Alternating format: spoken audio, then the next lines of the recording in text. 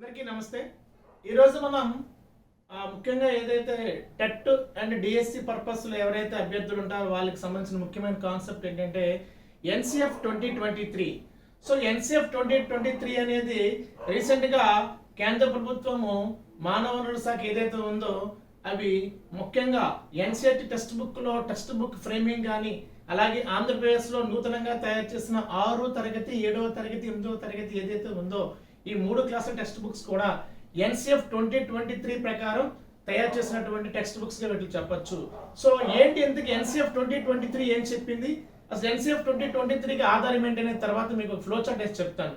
ఇందులో ముఖ్యంగా విశ్లేషించే బిట్స్ ఏంటంటే మనకి ఎన్సిఎఫ్ 2023 కింద పాఠశాల విద్య కోసం ప్రతిపాదించిన నూతన బోధన నిర్మాణం ఏది అంటే మనకి ఎన్ఈపి 2020 ఏం చెప్పింది అంటే మన పాత తరంలో 10+2+3 సిస్టమ్ ఉండేది.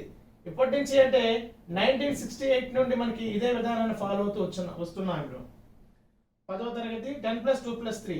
అయితే ఎన్ఈపి 2020 ఏం చేసిందంటే మనకి ఆ సిస్టాన్ని 5+3+3+4 గా డివైడ్ చేసింది. సో 5 సంవత్సరాల దశను 3 సంవత్సరాల దశ, మరో 3 సంవత్సరాల దశ, 4 సంవత్సరాల దశ. వీటి ఎలా పిలాలంటే ఫస్ట్ వన్ 5 years ఫౌండేషనల్, తర్వాత 3 years ప్రిపరేటరీ దశ, తర్వాత 3 దీన్ని మనం మిడిల్ దశ, మిడిల్ అంటాం. అట్లాగే చివరి 4 years అనేది secondary stage. So foundational stage, preparatory stage, అలాగే మిడిల్ స్టేజ్, సెకండరీ స్టేజ్ ఆర్డర్లో పెట్టుకుంటాం అన్నీ కూడా. సో 5+3+3+4 తర్వాత మీకు అనాలిసిస్ చేస్తాం లాస్ట్లో ఇది. అట్లాగే తీసుకుంటే తర్వాత ఇంకా కాన్సెప్ట్ ఏముంది 2023 ఎన్సిఎఫ్ అంటే full form national curriculum frame 2023 దేనిపైన ప్రాథమిక దృష్టిని సారిస్తుందంటే ఇక్కడ ఇంతవరకు మన క్వశ్చన్స్ అన్ని నాలెడ్జ్ బేస్డ్ గా ఉంది. ఇప్పుడు నాలెడ్జ్ కాకుండా అండర్స్టాండ్ బేస్డ్. ఆ అండర్స్టాండ్ బేస్డ్ కి ఏమని పేరు పెట్టామంటే కాంపిటెన్సీ బేస్డ్ లెర్నింగ్. ఉదాహరణకి భూమి అనేది ఏ ఆకారంలో ఉంటుంది, గుండ్రంగా ఉంటుంది. భూమి తన చుట్టూ తిరగడాన్ని ఏమంటారు, భూభ్రమణం అంటారు. అది నాలెడ్జ్ బేస్డ్ టెస్ట్ క్వశ్చన్స్. అట్లా కాకుండా భూభ్రమణం ఆగిపోతే ఏం జరుగుతుంది, భూ పరిభ్రమణం ఆగిపోతే ఏం జరుగుతుంది, భూమి గుండ్రంగా లేకుండా చదునుగా ఉంటే ఏం జరుగుతుంది. ఇవన్నీ కూడా కాంపిటెన్సీ బేస్డ్ క్వశ్చన్స్ టైప్స్ అనమాట ఇవన్నీ. సో ఇప్పుడు మనకి 2023 ఏం చేసిందంటే నాలెడ్జ్ బేస్డ్ బట్టి పద్ధతి కాకుండా సమగ్రంగా మరియు అభ్యాసన ఆధారిత విద్య కావాలని చెప్పేసి కాంపిటెన్సీ బేస్డ్ సిస్టమ్ పెట్టమని చెప్పింది. ఇది ఒక పాయింట్ గా చెప్పాలి, చాలా చాలా ఇంపార్టెంట్. నెక్స్ట్ వన్ మరో క్వశ్చన్. ఎన్సిఎఫ్ 2023 ప్రకారం బోర్డు పరీక్షలు సంవత్సరానికి ఎన్నిసార్లు నిర్వహించాలంటే సంవత్సరానికి బోర్డు పరీక్షలు అంట మనకు 2 times పెట్టమని చెప్పాడు. బోర్డు పరీక్షలు అంటే అర్థం ఏంటి, ఏవైతే ఫెయిల్ అవుతాయో ఫెయిల్ పాస్ డిసైడ్ చేసే వాటిని బోర్డు పరీక్షలు అని మనం పిలుస్తాం.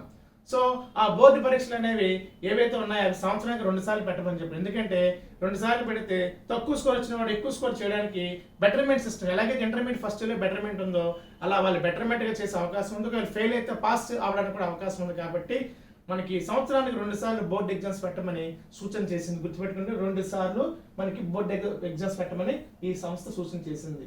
నెక్స్ట్ వన్ ఇది సింపుల్. ఎన్సిఎఫ్ 2023లో భాషా అభ్యాసనానికి ద్విభాష పెట్టమందా, త్రిభాష పెట్టమందా, ఏకభాష పెట్టమందా, త్రిభాషా సూత్రాన్ని అమలు చేయమని మళ్ళీ ఎన్సిఎఫ్ 2023 ఫోకస్ చేసింది. గుర్తుపెట్టుకోండి త్రిభాష. Next question. ఎన్సిఎఫ్ 2023 లక్ష్యాల ప్రకారం క్రింది వాటిలో పాఠశాల విద్యలో అత్యంత అవసరమైనది ఏది అంటే సింపుల్. కేవలం పాఠ్య పుస్తకమా, గ్రేడింగ్ సిస్టమా, విదేశీ భాషలు నేర్చుకోవడమా అందులో ఆన్సర్ కనిపిస్తుంది. అవేవి కావు. శారీరక, మానసిక మరియు భావోద్వేగ. దీన్ని ఏమని పిలుస్తామంటే హోలిస్టిక్ డెవలప్మెంట్ అంటాం. అంటే ఒక అంశమే కాకుండా శారీరక అభివృద్ధి చెందాలా, మానసిక అభివృద్ధి చెందాలా, భావోద్వేగ అభివృద్ధి చెందాలా, శారీరక అభివృద్ధి చెందాలా, అన్ని అభివృద్ధి చెందితేనే ఆ విద్యకు సాకారం ఉంటుంది, ఆ అభ్యసన ఫలితాలకు సాకారం ఉంటుంది. దీన్ని హోలిస్టిక్ డెవలప్మెంట్ పిలుస్తాం అనమాట. సో 2023 ఈ అంశాన్ని కోరుకుందన్నమాట, ఈ అభివృద్ధిని కోరుకుంది. నెక్స్ట్ వన్ 2023 దేనిని విద్యా ప్రణాళికలో తప్పనిసరి అంశంగా మార్చింది అంటే తప్పనిసరిగా భారతీయ కళలు ఏవైతే ఉన్నాయో సంగీతం మరియు క్రీడలు లాంటి అంశాలను ఇంట్రడ్యూస్ చేయమని చెప్పింది. ఆల్రెడీ మనకి కంప్యూటర్ సైన్స్ ఉంది, అలాగే ఎలక్ట్రానిక్స్ ఉంది, అలాగే మనకి చాలా బిజినెస్ అంటే బ్యాంకింగ్ సిస్టమ్ లాంటి వ్యాపార అంశాలు మన సిలబస్లో ఉంది. కానీ ఈసారి తప్పనిసరిగా కళలు, సంగీతం, arts and fine arts and culture మీద ఎక్కువగా ఫోకస్ చేయమని చెప్పి, డ్యాన్స్ అని, మ్యూజిక్ అని, ఇలాంటి పెయింటింగ్ అని వీటి మీద ఎక్కువ ఫోకస్ చేయమని చెప్పిన సిలబస్లో ఇది కూడా చాలా ఇంపార్టెంట్. నెక్స్ట్ వన్, ఎన్సిఎఫ్ మార్గదర్శకాలను ఏ పత్రం ఆధారంగా రూపొందించారు? సింపుల్, ఎన్ఈపి 2020 ప్రకారమే ఎన్సిఎఫ్ 2023 తయారు చేయబడింది. ఎన్సిఎఫ్ 2023 అనేది ఎన్ఈపి 2020 ప్రకారమే తయారు చేయబడింది. ఇది ఒక ఆన్సర్. నెక్స్ట్ వన్, ఈ ఎన్సిఎఫ్ 2023 ప్రకారం విద్యార్థుల్లో ఏ నైపుణ్యాలు ఎక్కువగా ప్రాధాన్యత ఇవ్వాలని చెప్పింది విద్యార్థులు అంటే ఇక్కడ మనకి critical thinking, creative thinking, communication skills, వీటిని 21st సెంచరీ స్కిల్స్ అంటాం అనమాట. క్రియేటివ్ థింకింగ్ కానీ, కొలాబరేటివ్ థింకింగ్ కానీ, కొలాబరేటివ్ మెథడ్స్ కానీ, కమ్యూనికేషన్ స్కిల్స్ కానీ, అట్లాగే క్రిటికల్ థింకింగ్ కానీ, ఇవన్నీ కూడా 21st సెంచరీ స్కిల్స్ అంటాం. కాబట్టి ఇక్కడ కమ్యూనికేషన్స్ అండ్ టీమ్ వర్క్ అనేది చాలా ఇంపార్టెంట్ అనేది మనకి ఎన్సిఎఫ్ 2023 అనేది సూచన చేసింది. నెక్స్ట్ వన్, ఎన్సిఎఫ్ 2023లో స్టేజ్ స్థాయి వర్గీకరణ ప్రకారం ప్రిపరేటరీ స్టేజ్ ఇందాలే మీకు చెప్పాను, అది ఏంటి అంటే ఎట్లా మనకు బాగా అర్థం అవ్వడానికి, 1 3 to 8 years ఇది ఫౌండేషనల్ స్టేజ్, 8 to 11 ఇది ప్రిపరేటరీ స్టేజ్, 11 to 14 ఇది మిడిల్ స్టేజ్, 14 to 18 ఇది సెకండరీ స్టేజ్. ఇది చాలా ఇంపార్టెంట్. సో ఎన్ఈపి మనకి 4 types ఆఫ్ స్టేజెస్ నేను చెప్పింది. సో ఇది ఫౌండేషనల్ స్టేజ్. ఫౌండేషన్ అంటే ఏమీ లేదు, అంగన్వాడీలోనే నర్సరీ ఉంటుంది, అంగన్వాడీలోనే ఎల్కేజీ ఉంటుంది, అంగన్వాడీలోనే యూకేజీ ఉంటుంది, అంగన్వాడీలోనే ఫస్ట్ క్లాస్ ఉంటుంది, సెకండ్ క్లాస్ ఉంటుంది. సో ఆ స్టేజ్నే మనం ఏమని పిలవాలి అంటే మనం ఫౌండేషనల్ స్టేజ్ అని పిలవాలి. సో అంటే ఇక్కడ ప్రైమరీకి అంగన్వాడీకి లింక్అప్ చేస్తున్నాడు ఇక్కడ అర్థం అనమాట. సో రెండవది ఏంటి అంటే ప్రిపరేటరీ స్టేజ్ అనమాట. అంటే ఎక్కడ స్టార్ట్ అవుతుంది, 3rd class, 4th class, 5th class, ఈ 3 కలిపి మనం ఏమని పిలవాలి, ప్రిపరేటరీ స్టేజ్ అని పిలవాలి. తర్వాత తీసుకుంటే middle stage, 6th, 7th, 8th అనేది మిడిల్ స్టేజ్ లోకి వెళ్తుంది. తర్వాత లాస్ట్ వన్ సెకండ్ స్టేజ్ అంటే 9th, 10th, 11th, 12th. So ఈ 4ని మనం ఏమని పిలవాలి అంటే మనం ఇక్కడ సెకండరీ స్టేజ్ అని పిలవాలన్నమాట. సో ఇట్లాగా మనకి ఆడ ఏమన్నాడు ఇక్కడ ప్రిపరేటరీ స్టేజ్ అన్నాడంటే ఇది సెకండ్ వన్ ఆన్సర్ అవుతుంది అనమాట. కాబట్టి చాలా సింపులే, యాజ్ సింపుల్ యాజ్ మీకు అర్థమై ఉంటుంది, అంత చదువుకుంటారు కాబట్టి మీకు అర్థమై ఉంటుంది. ఈ విధంగా నిన్ను అనలైజ్ చేసుకోవాలా. నెక్స్ట్ వన్, నిరంతర సమగ్ర మూల్యాంకన సిసి స్థానంలో ఎన్సిఎఫ్ 2023 దేనికి ప్రాధాన్యత ఇస్తుందంటే సింపుల్ గా నిరంతర సమగ్ర మూల్యాంకనం అంటే అర్థం ఏంటంటే నువ్వు స్కూల్లో ఎప్పుడైతే జాయిన్ అయ్యావో జాయిన్ అయినప్పటి నుండి నువ్వు తిరిగి స్కూల్ విడిచి వెళ్ళినంత వరకు నీ ప్రతి అంశాన్ని కూడా రికార్డ్ చేయాలి, ప్రతి అంశాన్ని పరిశీలించాలి, ప్రతి అంశాన్ని నమోదు చేసే మూల్యాంకనాన్ని నిరంతర సమగ్ర మూల్యాంకనం అంటాం. సో బడి లోపట, బడి బయట, పాఠ్య పాఠ్యేతర అన్నిటిని కూడా ఇక్కడ క్యాల్కులేట్ చేయగలగాలి. అలాంటిదా నిరంతర సమగ్ర మూల్యాంకనం అంటాం. దాని స్థానంలో కొత్తగా మనకి ఏమొచ్చిందంటే assessment for and as learning అంటే అర్థం ఏంటంటే అభ్యాసం కొరకు అభ్యసనంలో మూల్యాంకనం. దీన్నే మనం ఫార్మేటివ్ అసెస్మెంట్ అంటాం. ఎన్సిఎఫ్ 2023 దేనికి ఎక్కువ ప్రాధాన్యత ఇచ్చిందంటే ఫార్మేటివ్ మెథడ్ లో ఉండాలి. ఫార్మేటివ్ మెథడ్ అంటే ఏంటి, ఫార్మేటివ్ అసెస్మెంట్ అంటే అసెస్మెంట్ అనే పదానికి అర్థం మదింపు, ఎవాల్యుయేషన్ అనే పదానికి అర్థం మూల్యాంకనం.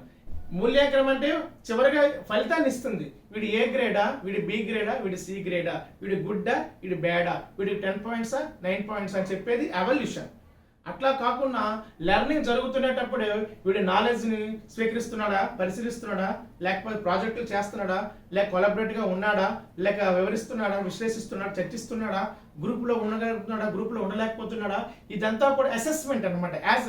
అసెస్మెంట్ యాజ్ లెర్నింగ్ జరుగుతూ ఉండగా చేసేదాన్ని మనం అసెస్మెంట్ యాజ్ లెర్నింగ్ గా మనం పిలుస్తాం. కాబట్టి ఇది ఒక ఇంపార్టెంట్ గా మనం చెప్పాలి. అభ్యాసం కొరకు అభ్యాసంలో మూల్యాంకనం చేయడం. నెక్స్ట్ వన్, ఎన్సిఎఫ్ 2023లో సెకండరీ స్టేజ్ ఏదన్నాడు, సింపుల్ ఇదే సెకండరీ స్టేజ్. ఏది 6, 7 9, 10, 11, 12 వీటిని సెకండరీ స్టేజ్ అంటాం.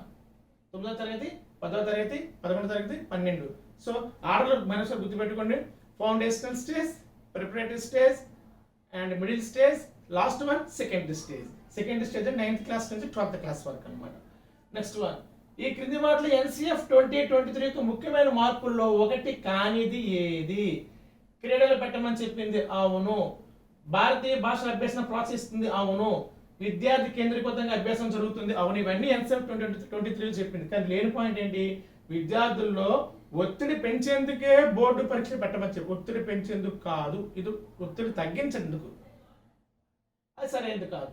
నెక్స్ట్ వన్, ఎన్సిఎఫ్ 2023 ప్రకారము ప్రాథమిక స్థాయిలో పిల్లలకు ఏ భాషలో బోధించడం మంచిదంటే సింపుల్, ప్రాంతీయ భాష లేదా మాతృభాష అనేది తప్పనిసరిగా మినిమం 5th క్లాస్ వరకే చెప్పుకోమని చెప్పింది. చూడు, 1 to 5th క్లాస్ వరకు తప్పనిసరిగా మాతృభాషలో బోధన జరగాలని ఎన్సిఎఫ్ 2023 అనేది సూచన చేసింది.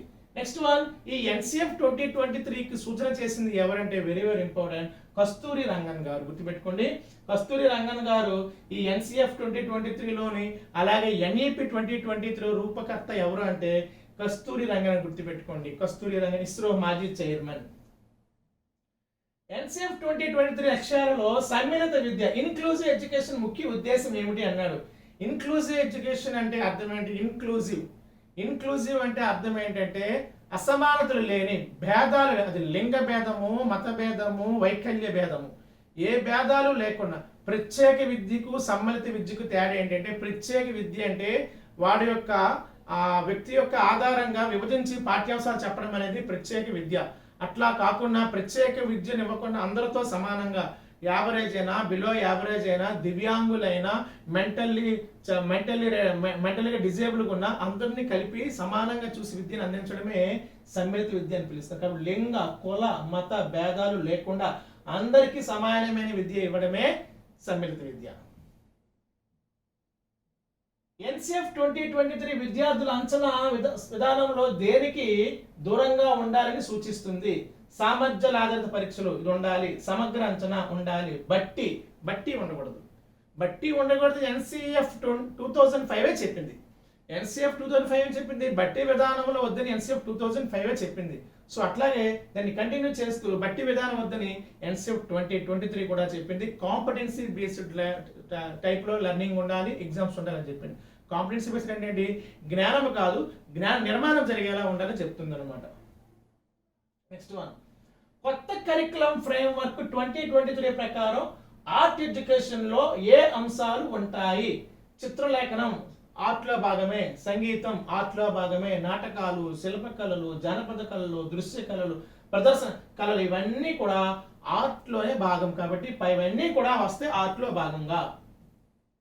నెక్స్ట్ వన్, ఎన్సిఎఫ్ 2023లో డిజైన్ చేసిన పాఠశాల విద్యా విధానంలో మిడిల్ స్టేజ్ ఏదన్నాడు? Middle stage, simple middle stage ఏది అంటే 6 నుండి 8 తరగతి మిడిల్ స్టేజ్.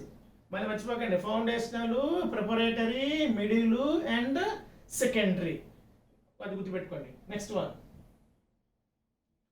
ఎన్సిఎఫ్ 2023 ప్రకారము విద్యార్థుల అభ్యాసంలో ప్రాథమికంగా ఉండవలసిన లక్షణాలు ఏమిటి? కేవలం మార్కులు సాధించడం కాదు, జ్ఞానాన్ని నిర్మించుకోవడం, సమస్య పరిష్కారం చేయడం. సో దీన్నే మనం జిఆర్ఆర్ అంటాం. జిఆర్ఆర్ అంటే అర్థం ఏంటి? 2023లో 2 పదాలు వస్తాయి, 5E techniques, GRR techniques. 5E అంటే అర్థం చెప్తాను తర్వాత. జిఆర్ఆర్ అనే పదానికి అర్థం అంటే గ్రాడ్యువలీ రిలీజ్ రెస్పాన్సిబిలిటీ మాడ్యూల్ అంటారు. అంటే ఇక్కడ విద్యార్థికి ఉపాధ్యాయుడు చెప్పవలసిన అవసరం లేదు, విద్యార్థికి ఉపాధ్యాయుడు ఫెసిలిటేటర్గా ఉంటే చాలు. ఇక ఉపాధ్యాయుడు విద్యార్థిని వదిలేసే సమయం ఆసన్ని చేతి నుంచి వదిలేసి స్వయంగా వాడికి ఆ విద్యార్థికి తనకు తానే నేర్చుకునే పరిస్థితి కల్పించాలని చెప్పడమే మరి అర్థం జిఆర్ఆర్. కాబట్టి జ్ఞానాన్ని నిర్మించుకోవడం మరియు సమస్య పరిష్కారం అందులో ఉంది ఆన్సర్. నెక్స్ట్, ఎన్సిఎఫ్ 2023లోని సెకండరీ స్టేజ్ల విద్యార్థులకు ఎన్ని సబ్జెక్టులను ఎంపిక చేసుకునే చాయిస్ ఉంది అన్నాడు. తప్పనిసరిగా సబ్జెక్ట్స్ అనేవి వాడి చాయిస్ ఇండియన్ ఉండదు, విద్యార్థులు నచ్చిన సబ్జెక్టులను ఎంచుకునే అవకాశం ఉంది. చాయిస్ అనేది విద్యార్థులకి కూడా 2, 3, 4 అని లేదు, చాయిస్ ఆధారంగా సబ్జెక్టులను విద్యార్థి ఎంచుకోవచ్చు. ఇక్కడ నెంబర్ లేదు, గుర్తుపెట్టుకోండి, నెంబర్ అనేది లేదు. 2023 ప్రకారం విద్యా వ్యవస్థలో ప్రాథమిక నైపుణ్యాలు, ఫౌండేషన్ లిటరసీ ఏ వయస్సు వారికి అత్యంత ముఖ్యము? దీన్ని ఎఫ్ఎల్ఎన్ అంటాం మనం. ఎఫ్ఎల్ఎన్ ఏంటంటే ఫౌండేషన్ ఆఫ్ లిటరసీ న్యూమరసీ. ఇక్కడ అర్థం ఏంటంటే భాషా జ్ఞానము, గణిత జ్ఞానము, ఈ రెండింటిని ఇవ్వడమే ఎఫ్ఎల్ఎన్ యొక్క కాన్సెప్ట్. పిల్లవారికి చదవడము, రాయడము రావాలి, సంఖ్యలు గుర్తించడం, సంఖ్యలను రాయడం కూడా రావాలి. భారతదేశం సుమారుగా 5 కోట్ల మంది, 5 కోట్ల మందికి చాలా మందికి ఈ రాయడము చదవడము రాదంట చాలా మంది విద్యార్థులకి. సో అలాంటి వాళ్ళు గుర్తించిన వయసు ఏంటంటే 3 నుంచి 8 సంవత్సరాల పిల్లలకు FLL మీద ఫోకస్ ఇచ్చి తప్పనిసరిగా రీడ్ అండ్ రైట్ లో అలాగే సంఖ్యాగానం పిల్లవాడికి పెరిగే విధానంగా ఫోకస్ చేయమని కూడా మనకి ఇది చెప్పడం జరిగింది. నెక్స్ట్ వన్, NCF 2023లో ఎన్విరాన్మెంటల్ స్టడీస్ ఏ తరగతులకి అంటే 3rd to 5th, అంటే 3 నుంచి 5వ తరగతుల మధ్యనే ఎన్విరాన్మెంటల్ స్టడీని ఇంప్లిమెంట్ చేయమని చెప్పారు. ఇది చాలా ఇంపార్టెంట్. ఏ సంవత్సరం ఏ క్లాసులో నుంచి అంటే 3rd to 5th క్లాస్ అని అర్థం ఇక్కడ. ఓకే, వయసు కాదు, తరగతులు. 3rd to 5th class. Next one, ఆరోగ్యం మరియు హెల్త్ అండ్ ఫిజికల్ ఎడ్యుకేషన్ కోసం దేనికి ప్రాధాన్యత ఇవ్వాలని అది డైరెక్ట్గా ఉంది. కేవలం క్రీడలు అంటే కాదు, యోగా, క్రీడలు అండ్ న్యూట్రిషన్ ఈ అన్ని అంశాలను చేర్చితే పిల్లవాడు హెల్త్గా ఉంటాడని చెప్పేసి మనకి ఈ యొక్క 2023 కూడా యోగా అంశాలను కూడా ప్రవేశపెట్టమని చెప్పింది, యోగా. నెక్స్ట్ వన్, ఉపాధ్యాయుల పాత్ర 2023 ప్రకారం సింపుల్, ఫెసిలిటేటర్గా ఉండమని చెప్పి దీన్ని GRR అంటారు. GRR ఫుల్ ఫామ్ ఏంటి అంటే గ్రాడ్యువల్లీ రిలీజ్ రెస్పాన్సిబిలిటీ మోడల్. అంటే ఇక పిల్లవాడిని నువ్వు విడిచిపెట్టి పిల్లవాడి ఇక స్వయంగా నేర్చుకున్న సమయం ఆసనమని చెప్పడమే మన ఒక ఫెసిలిటేటర్గా ఉండాలి. అలా కాదు, ఎలా కాదు అలా చెప్పడం వరకు తెప్పించి ఎలా చేయి అలా చేయి చెప్పడానికి లేదు. సో ఇది ఫెసిలిటేటర్గా. NCF 2023 ఆధారంగా బోర్డు పరీక్షల్లో విద్యార్థులు దేనికోసం ప్రయత్నించవచ్చు ఇందాక చెప్పాను. కేవలం ఒక ప్రయత్నంలో పాస్ అవ్వడం, అత్యధిక స్కోర్ సాధించడానికి పరీక్షలు మళ్ళీ రాయడం, బెటర్మెంట్ అనమాట. సి అని ఆన్సర్, బెటర్మెంట్ కోసం 2 సార్లు ఎగ్జామ్స్ పెట్టమని చెప్పాడు. నెక్స్ట్ వన్, NCF 2023 ప్రకారం బహుభాషావాదం అంటే మల్టీ లింగ్విజం విద్యార్థి అభ్యసనానికి ఎలా సహాయపడుతుందంటే సింపుల్, అభ్యసనానికి సులభం చేస్తుంది మరియు అది మన కల్చర్ని అది ఇంటరాక్ట్ చేస్తుందని చెప్తున్నాడు, కల్చర్ని.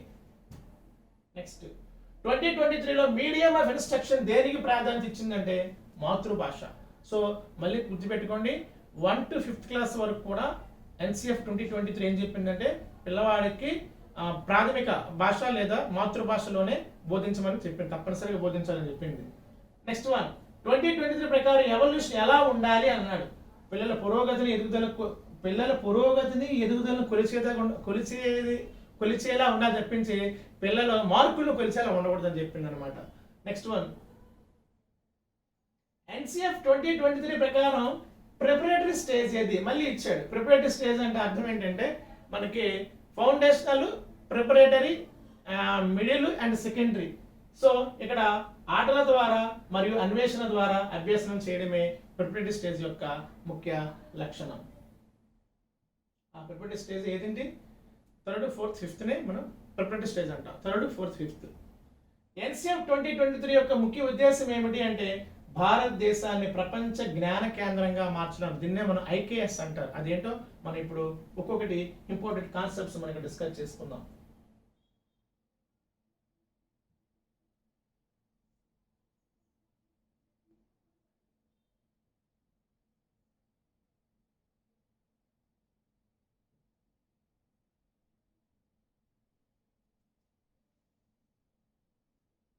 ఆర్డర్ తీసుకుంటే HRD, హ్యూమన్ రిసోర్స్ డెవలప్మెంట్, దీన్ని కేంద్ర మానవ వనరుల శాఖ అంటాం. దాని ఆధీనంలో క్యాబ్ వర్క్ చేస్తుంది. క్యాబ్ అంటే ఏంటి? Central advisory board of education అనేది కేంద్ర మానవ వనరుల శాఖ ఆధీనంలో పనిచేస్తుంది. ఈ క్యాబే పాలసీ మేకింగ్ చేస్తుంది. ఏంటి పాలసీ మేకింగ్ అంటే ఎడ్యుకేషన్ పాలసీ మేకింగ్ చేస్తుంది. గతంలో 1968లో ఎడ్యుకేషన్ పాలసీ అవ్వచ్చు, 1986లో ఎడ్యుకేషన్ పాలసీ అవ్వచ్చు, ఇప్పుడు మనకి 2020లో ఎడ్యుకేషన్ పాలసీ అవ్వచ్చు. ఈ పాలసీ మేకింగ్ లో ప్రధానమైన అడ్వైజరీ ఉండేది కేంద్ర మానవ శాఖ అడ్వైజరీ ఉండేది ఎవరంటే క్యాబ్ అనే సంస్థ. ఈ క్యాబ్ పాలసీ మేకింగ్ కోసం తన సలహాలు ఇస్తుంది. అయితే పాలసీ మేకింగ్ లో ముఖ్యమైన పాత్ర తీసుకునేది ఏంటి? ఎడ్యుకేషన్ పాలసీ వస్తుంది. సో ఈసారి మనకి వచ్చిన ఎడ్యుకేషన్ పాలసీ ఏదంటే 2020 న్యూ ఎడ్యుకేషన్ పాలసీ అనేది మనకి అమల్లోకి వచ్చింది. ఇక్కడ మనకి ఏం నేర్చుకోవాలి అంటే ఫస్ట్ న్యూ ఎడ్యుకేషన్ పాలసీకి గైడ్లైన్స్ ఇచ్చేది ఎవరు అంటే క్యాబ్ అంటే ఫుల్ ఫామ్ ఏంటి? Central advisory board of education. ఈ క్యాబ్ దేని ఆధీనంలో పనిచేస్తుంది? హ్యూమన్ రిసోర్స్ డెవలప్మెంట్ అంటే కేంద్ర మానవ వనరుల శాఖ లేదా షార్ట్ ఫామ్ లో కేంద్ర విద్యాశాఖ ఆధీనంలో పనిచేస్తుంది. ఇప్పుడు న్యూ ఎడ్యుకేషన్ పాలసీని తయారు చేశారు. ఎవరి ఆధీనంలో అంటే కస్తూరి రంగన్ గారు అధ్యక్షతన 12 మంది సభ్యులతో న్యూ ఎడ్యుకేషన్ పాలసీ తయారు చేసి 2020 జూలై 29 అమల్లోకి తెచ్చారు. అందుకే జూలై 29ని న్యూ ఎడ్యుకేషన్ పాలసీ డేగా మనం సెలబ్రేట్ చేస్తాం. జూలై 29 ఇక్కడితో బాగానే అయిపోయింది. ఇప్పుడు న్యూ ఎడ్యుకేషన్ పాలసీలో ముఖ్యమైన లక్ష్యాలు ఏంటంటే మీ అందరూ తెలిసే ఉంటుంది. తప్పనిసరిగా జ్ఞాన నైపుణ్యాలు పెంచుకోవాలా, సమస్యాత్మక ప్రాబ్లమ్స్ సాల్వ్ చేసే నైపుణ్యాన్ని పెంచుకోవాలా, మానసిక అభివృద్ధి, భావోద్వేగ వికాసాన్ని అభివృద్ధి చేసుకోవాలా, భారతదేశ కల్చర్ డెవలప్ చేసుకోవాలా, అలా భారతీయ మార్గదర్శకాలు ఏవైతే ఉన్నాయో, భారతీయ సంస్కృతి ఏదైతే ఉందో, భారత రాజ్యాంగ విలువలు ఏవైతే ఉన్నాయో అన్నిటిని డెవలప్ చేసుకునేలా ఒక పాలసీ మేకింగ్ తయారు చేయడం జరిగింది. అయితే ఈ పాలసీ మేకింగ్ తయారు చేయడానికి ఏ సంస్థ దాన్ని బాధ్యత తీసుకుంటుంది? పాలసీ మేకింగ్ లో క్యాబ్ ఆధ్వర్యంలో పాలసీ మేకింగ్ తయారైపోయింది కమిటీ ద్వారా. ఈ పాలసీ మేకింగ్ అమలు చేసి విద్యార్థికి చేరవేసే తర్వాత దశలు ఏంటి? తర్వాత ఈ ఎన్ఈపి అనేది అమలు చేయాలంటే ఎన్సీఆర్టీ బాధ్యత తీసుకుంటుంది. ఈ ఎన్సీఆర్టీ అనేది కరికులం ఫ్రేమ్ డిజైన్ చేస్తుంది. చూసారా ఆట ఎట్లా వస్తుందో?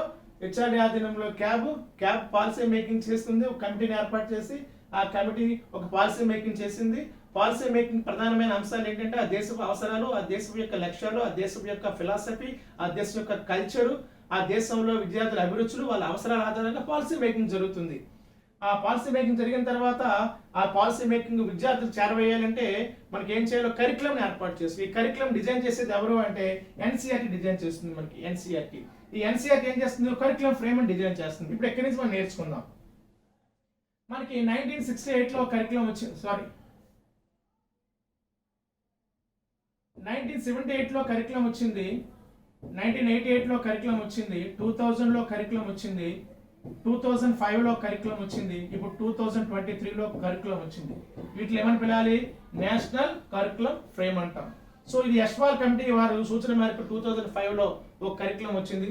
అంతవరకు బట్టి విధానంలో ఉన్న కరికులం అన్ని కూడా పక్కన పెట్టి ఒక విప్లవాత్మకమైన కరికులం డిజైన్ చేసింది యశ్వాల్ కమిటీ. ఈ యశ్వాల్ కమిటీ తయారు చేసినటువంటి కరికులం మనం 18 ఇయర్స్ వరకు చేంజ్ చేయలేదు. 18 సంవత్సరాల పాటు ఆ కరికులం ఫ్రేమ్వర్క్ ప్రకారమే మనకి సిలబస్ కానీ, కరికులం కానీ, టెక్స్ట్ బుక్లు కానీ ఫ్రేమ్ అవుతూ వచ్చాయి. కానీ నేడు ప్రపంచంతో సమానంగా పోటీ పడాలంటే, నేడు భారతదేశాన్ని ప్రపంచ విజ్ఞానంతో పోటీ పడాలంటే, ప్రపంచ విజ్ఞానం దాటి వెళ్ళాలంటే, నేటి తరంలో విద్యార్థుల భవిష్యత్తు అభ్యసన ఫలితాలు బాగుండాలంటే ఖచ్చితంగా మనం నూతన కరికులం ఫ్రేమ్ చేసుకోవాలి. అంటే సమాజ పరిస్థితి బట్టి మారుతూ ఉండాలన్నమాట. అందుకు 2023లో మనం ఒక కరికులం ఫ్రేమ్ చేసుకున్నాం. అది ఎవరి అధ్యక్షత అంటే మన కస్తూరి రంగన్ గారు. ఈ న్యూ ఎడ్యుకేషన్ పాలసీ మేకింగ్ చేసింది కూడా కస్తూరి రంగన్. ఆ కస్తూరి రంగన్ సూచన మేరకు ఎన్సీఎఫ్ 2023 కరికులం కూడా ఫ్రేమ్ చేయడం జరిగింది. దీన్ని ఎవరు ఫ్రేమ్ చేశారంటే ఎన్సీఆర్టీ ఫ్రేమ్ చేసింది. ఏ కమిటీ సూచన మేరకు? కస్తూరి రంగన్ కమిటీ సూచన మేరకు ఎలాంటి అంశాలు ఉండాలనేది. ఈ కమిటీలో విద్యావేత్తలు, మేధావులు, సామాజికవేత్తలు, శాస్త్రవేత్తలు, ఎంతో మంది అనుభవం కలిగిన వాళ్ళందరూ కూడా ఈ కమిటీలో ఉండి ఎలాంటి సిలబస్ డిజైన్ చేసుకుంటే బాగుంటుంది ఒక దేశ అవసరాల కోసం అనేది డిజైన్ చేశారు. సరే, ఇప్పుడు మనం ఏం నేర్చుకోవాలంటే కరికులం తెలుగులో ఏమంటాం? విద్యా ప్రణాళిక. షార్ట్ ఫామ్ లో విద్యా ప్రణాళికలు ఏముంటాయంటే సింపుల్ గా చెప్పాలంటే దీన్నే కరికులం ఫ్రేమ్ అంటాం. ఎన్సీఎఫ్ అంటే నేషనల్ కరికులం ఫ్రేమ్. అది 2005 అంటామా, 2023 అంటామా కానీ అవసరం. Curriculum frame. కరికులం ఏమంటాం? విద్యా ప్రణాళిక. ఫ్రేమ్ అంటే చట్టం. విద్యా ప్రణాళికలు ఏముంటుందంటే సింపుల్ గా చెప్పాలంటే నువ్వు ఏ విషయాన్ని ఇవ్వాలి, ఆ విషయాన్ని నువ్వు ఏ మెథడ్ లో చెప్పాలి, చెప్పిన అంశాన్ని ఏ విధంగా ఎవల్యూషన్ చేయాలి. చూసారా? ఏ విషయం ఉండాలి, సిలబస్ లో ఏ విషయం ఉండాలి, టీచర్ దాన్ని ఏ మెథడ్ లో చెప్పాలి, అతన్ని ఏ విధంగా మూల్యాంకనం చేయాలి. ఈ 3 అంశాలను గైడ్ చేసేదే విద్యా ప్రణాళిక. ఏ విషయాలు చెప్పాలి అని దాన్ని ఏమని పిలుస్తాం? సిలబస్. అది సిలబస్. ఏ విషయాలు చెప్పాలి దాన్ని ఏమని పిలాలి? విషయాల సమాహారాన్ని ఏమని పిలాలి? సిలబస్. గణిత విషయాన్ని అది సిలబస్, గణిత సిలబస్. శ్వాసలు అయితే అది శ్వాసల సిలబస్. సో ఈ సిలబస్ తర్వాత దాన్ని తరగతి గదిలోకి తీసుకొచ్చేది ఏంటంటే text book. So text book దేని ఆధారంగా తయారు చేస్తారు? సిలబస్ ఆధారంగా తయారు చేస్తారు. సిలబస్ ఆధారం ఏంటి? విద్యా ప్రణాళిక. విద్యా ప్రణాళిక ఆధారం ఏంటి? ఒక ఎడ్యుకేషన్ పాలసీ. సో ఒక ఎడ్యుకేషన్ పాలసీ ఆధారంగా విద్యా ప్రణాళిక తయారవుతుంది. విద్యా ప్రణాళిక ఆధారంగా సిలబస్ తయారవుతుంది. సిలబస్ ఆధారంగా తరగతిలో ఒక టెక్స్ట్ బుక్ వస్తుంది. మరి టెక్స్ట్ బుక్ అనే పదానికి అర్థం ఏంటి? టెక్స్ట్ బుక్ యొక్క ఉపయోగం ఏంటి అంటే టెక్స్ట్ బుక్ అనేది టీచర్ ఏ విధంగా టీచ్ చేయాలి, స్టూడెంట్ ఏ విధంగా లెర్న్ చేయాలి. టీచర్ ఏ విధంగా టీచ్ చేయాలి, స్టూడెంట్ ఏ విధంగా లెర్న్ చేయాలి అని తెలియజేయడం కోసం మన చేతికి ఒక టెక్స్ట్ బుక్ కావాలి. ఇప్పుడు టెక్స్ట్ బుక్స్ అనేవి దేని ఆధారంగా తయారు చేయబడ్డాయంట, అది ప్రెసెంట్ టెక్స్ట్ బుక్ పరాక్ ఆధారంగా తయారు చేయబడింది. పరాక్ అనే దానికి ఫుల్ ఫామ్ ఏంటంటే performance assessment review and analysis for knowledge holistic development. మరొకసారి performance assessment review and analysis for knowledge holistic development. ఈ పరాక్ విధానంలో ప్రస్తుతము మనకి టెక్స్ట్ బుక్స్ తయారు చేయమని మనకి 2023 గైడ్ లైన్ ఇచ్చింది. పరాక్ విధానంలో టెక్స్ట్ బుక్స్ ఏంటి, పరాక్ విధానంలో అసెస్మెంట్ ఏంటి అని తెలుసుకుందాం. అయితే గతంలో మూల్యాంకనానికి ఎక్కువ ప్రాధాన్యత ఇచ్చేవారు ఎవల్యూషన్కి, కానీ మనకి 2023 ఎన్సిఎఫ్ ఏం చేసిందంటే మూల్యాంకనం కాదు, మదింపుకి ఎక్కువ ప్రాధాన్యత. మదింపుని ఏమంటాము మనం, అసెస్మెంట్ అంటాం. మూల్యాంకనాన్ని ఏమంటాం మనం, ఎవల్యూషన్ అంటాం. మూల్యాంకనాన్ని ఎవల్యూషన్ అంటాము, మదింపుని అసెస్మెంట్ అంటాము. సో ఇప్పుడు మనం విషయం ఏంటంటే మూల్యాంకనం అంటే ఏంటి, ఫైనల్గా ఇచ్చే రిజల్ట్. నీకు ఏ గ్రేడ్ వచ్చిందా, బి గ్రేడ్ వచ్చిందా, సి గ్రేడ్ వచ్చిందా, నీకు 10 పాయింట్సా 9 పాయింట్సా, ఫలితాన్ని చెప్తుంది మూల్యాంకనం. కానీ అసెస్మెంట్ అంటే అర్థం ఏంటి, నువ్వు అభ్యసనం జరుగుతుండగానే నీ అభ్యసనం ఎట్లా ఉంది, నీ పరిశీలన ఎట్లా ఉంది, నీ ప్రయోగాలు ఎట్లా ఉన్నాయి, నీ ప్రాజెక్ట్ ఎట్లా ఉన్నాయి, నీ ప్రవర్తనలో మార్పు ఎట్లా ఉంది, నీ విశ్లేషణ ఎట్లా ఉంది, నీ జ్ఞాన నిర్మాణం ఎట్లా ఉంది అనేది ఎప్పటికప్పుడు పరిశీలించుకుంటూ చెక్ చేసుకుంటూ వెళ్ళేదాన్ని అసెస్మెంట్ అంటాం. దీన్నే మనకి మరో పేరు మదింపు. సో ఇప్పుడు అసెస్మెంట్ సాధారణంగా ఎలా ఉండేది, మనకి తెలిసి విద్యా లక్ష్యాలు ఏంటి, K for knowledge, U for understanding, A for application, S for skill. So knowledge, understanding, application, skill మెథడ్లో ఎక్కువగా నాలెడ్జ్ బేస్డ్గా ఇంతవరకు నాలెడ్జ్ బేస్డ్గా ఎక్కువ అసెస్మెంట్ చేసాం. అట్లా నాలెడ్జ్ బేస్డ్గా కాకుండా దాన్ని కాస్త అండర్స్టాండింగ్లో రావాలి, అది కాస్త అప్లికేషన్గా మారాలి. అంటే జ్ఞాన నిర్మాణం కాదు, జ్ఞాన నైపుణ్యం ముఖ్యం. అంటే తన నిజ జీవిత కాలం విద్యార్థి దాన్ని వినియోగించుకునేలా, అన్వయించుకునేలా జ్ఞాన నిర్మాణం ఉండాలి. అంటే ఉపాధ్యాయుడు చెప్పడం కాకుండా తనకు తానుగానే స్వయంగా తన నిర్మాణం చేసుకునేలా ఉండాలని చెప్పేసి ఈ పరాక్ సిస్టంలో 2023 ఎన్సిఎఫ్ అనేది ఇప్పుడు కొత్త టెక్స్ట్ బుక్ డిజైన్ చేయడం జరిగింది. ఇందులో ఏముంటాయి, ఎగ్జాంపుల్స్ ఉంటాయి, ఏముంటాయి యాక్టివిటీస్ ఉంటాయి, ఏముంటాయి ఎక్సర్సైజ్లు ఉంటాయి, ఏముంటాయి పిక్చర్స్ ఉంటాయి, డేటా ఉంటుంది. క్రియేటివ్ థింకింగ్ లో ఉండాలి. పరాక్ సిస్టమ్ ముఖ్యమైన అంశం ఏంటి, క్రియేటివ్ థింకింగ్ లో క్వశ్చన్స్ ఉండాలి, కాంపిటెన్సీ బేస్డ్ లో ఉండాలి, ప్రాబ్లమ్ సాల్వింగ్ మెథడ్ లో ఉండాలి, కమ్యూనికేషన్ స్కిల్స్ టైప్ లో ఉండాలి, డేటా అనాలిసిస్ రూపంలో ఉండాలి, వాల్యూస్ తో కూడిన అంశాలే ఉండాలి. సో ఇట్లా పరాక్ సిస్టంలో కొత్త విధానంలో 2023 అనేది ఇప్పుడు ఈ విధంగా అసెస్మెంట్ ని డిజైన్ చేయడం జరిగిందని ఇక్కడ గుర్తుపెట్టుకోవాలి. చివరగా ఇక్కడ ఎన్సిఎఫ్ 2023 రెండు అంశాలు చెప్పింది. ఒకటి 5E టెక్నిక్స్ వాడమని చెప్పింది. 5E టెక్నిక్స్ అంటే ఏంటంటే first E engage, second E explore, third E explain, fourth E elaborate, fifth E evolution. So engage అంటే అర్థం ఏంటంటే క్లాసులోకి వెళ్ళగానే డైరెక్ట్ గా టెక్స్ట్ బుక్ లో ఒక చాప్టర్ ఉంటుంది. ఆ చాప్టర్ ని ఎలా స్టార్ట్ చేయాలి అంటే పిల్లవాడికి ప్రేరణ కల్పించేలా స్టార్ట్ చేయాలి. ఒక పిక్చర్ చూపిస్తా ఫస్ట్, లేక ఒక వీడియో చూపిస్తా, ఒక కథ చెప్పు, దీంతో పిల్లవాడి ఇన్వాల్వ్ అవుతాడు, ప్రేరణ పొందుతాడు. సో దాన్ని ఏమని పిలాలి అంటే ఎంగేజ్ అని పిలాలి. రెండు ఎక్స్ప్లోర్ అంటే పిల్లవాడి స్వయంగా తనకు తానుగా పరిశీలన చేస్తాడు, ప్రయోగాలు చేస్తాడు, దాన్ని ఏమని పిలాలి అంటే ఎక్స్ప్లోర్. అట్లాగే ఎక్స్ప్లెయిన్ అంటే వివరిస్తుంటాడు అంశాలను, టీచర్ వింటుంటాడు, ఆ వివరణ రాంగ్ రైటర్ వింటుంటాడు అనమాట, అది ఏమని పిలాలి ఎక్స్ప్లెయిన్.